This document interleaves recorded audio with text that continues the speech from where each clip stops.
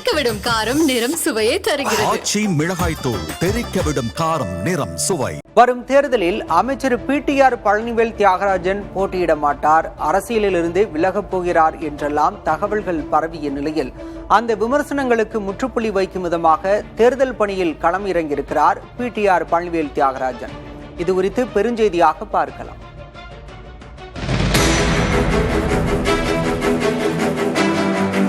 திமுகவில் அறிவு ஜீவிகளில் ஒருவராக கருதப்படுபவர் பழனிவேல் தியாகராஜன்.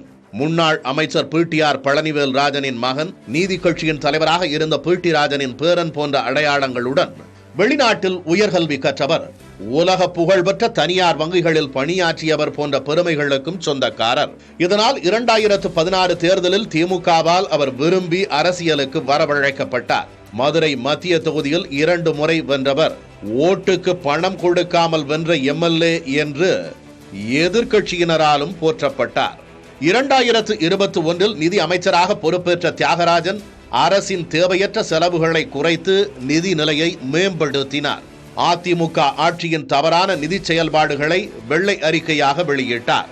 அதே நேரத்தில் மாநில நிதி தொடர்பாக மத்திய நிதி அமைச்சர் நிர்மலா சீதாராமனுடன் மோதல், ஆளுநர் மாளிகையின் செலவு குறிப்பு, சமூக வலைதளங்களில் வெளியிட்ட தனிப்பட்ட கருத்துகள் போன்றவற்றால் பல்வேறு சர்ச்சைகளிலும் சிக்கினார் தியாகராஜன். நிதி மேலாண்மையில் அவர் காட்டிய கரார் சீனியர் அமைச்சர்களை முகம் சுழிக்க வைத்தது. ஆட்சி தலைமைக்கு நெருக்கமானவர்களுக்கும் அசௌகரியத்தை தந்தது. இந்த நேரத்தில் தன் கட்சி தலைமையை விமர்சித்து பழனிவேல் தியாகராஜன் பேசியதாக அண்ணாமலை வெளியிட்ட குரல் பதிவு ஒன்று தியாகராஜனின் பதவிக்கே சிக்கலாக மாறியது. ஒரு கட்டத்தில் நிதி அமைச்சர் பொறுப்பு பறிக்கப்பட்டு தகவல் தொழில்நுட்பத்துறை அமைச்சராக்கப்பட்டார் தியாகராஜன். நிதி கொடுக்கும் இடத்தில் இருந்தவர் தனது துறைக்கு கேட்ட நிதி கிடைக்கவில்லை என்று சட்டமன்றத்திலேயே புலம்பும் நிலைக்கு ஆளானார். அதன் பிறகு அவையில் அவர் பேசுவதற்கான வாய்ப்பும் குறைக்கப்பட்டது. இது ஒரு புறம் இருக்க, உள்ளூர் அரசியலிலும் அவருக்கு எதிரானவர்கள் எல்லாம் ஒன்று கூடினார்கள். வணிக வரித்துறை அமைச்சர் மூர்த்தி உள்ளிட்ட மதுரை திமுகவின் 3 மாவட்ட செயலாளர்களும் அவரை ஓரங்கட்டினார்கள். செல்லூர் ராஜு போன்ற எதிர்க்கட்சியினரும் கூட இவரை மட்டுமே குறிவைத்து விமர்சிக்க தொடங்கினர். தலைமையின் ஆதரவு கிடைக்காத நிலையில் கட்சி செயல்பாடுகளை படிப்படியாக குறைக்க தொடங்கினார் தியாகராஜன். சென்னையிலிருந்து அவர் மதுரைக்கு வருவதும் குறைந்து போனது. இந்த நேரத்தில் பதவி இறக்கம் செய்யப்பட்டதால் பிடிஆர் சைலண்ட் ஆகிவிட்டார். வரும் தேர்தலில் அவர் போட்டியிடுவாரா என்பதே தெரியவில்லை என அதிமுக முன்னாள் அமைச்சர் செல்லூர் ராஜு பேசியதும் விவாத பொருளானது. தியாகராஜனால் மேயராக்கப்பட்ட இந்திராணியின் கணவர் மதுரை மாநகராட்சி ஊழல் விவகாரத்தில் சிறை சென்றதும் பேசு பொருளானது.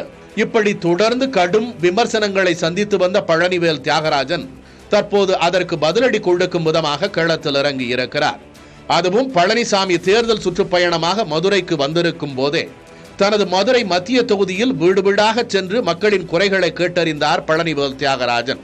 தனது எம்எல்ஏ அலுவலகத்தை முழு நேர அரசு அலுவலகம் போல நடத்தியதுடன் மக்களிடம் பெறப்பட்ட மனுக்கள் மீது எடுத்த நடவடிக்கைகளையும் தொகுதிக்காக தான் ஆற்றிய பணிகளையும் 6 மாதங்களுக்கு ஒரு முறை அறிக்கையாக சமர்ப்பித்து வந்த பழனிவேல் தியாகராஜன் இடையில் காணாமல் போனதில் தொகுதி மக்கள் கடும் அதிருப்தியில் இருந்தார்கள்.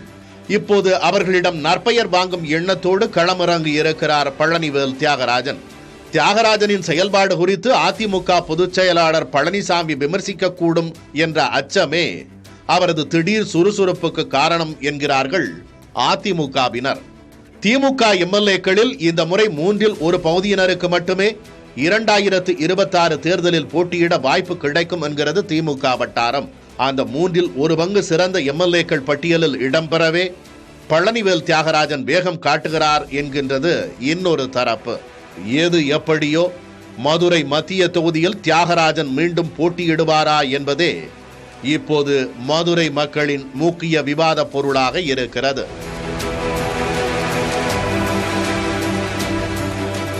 தெறிக்கவிடும் காரம் நிறம் சுவையை தருகிறது. ஆச்சி மிளகாய் தூள் தெறிக்கவிடும் காரம் நிறம் சுவை.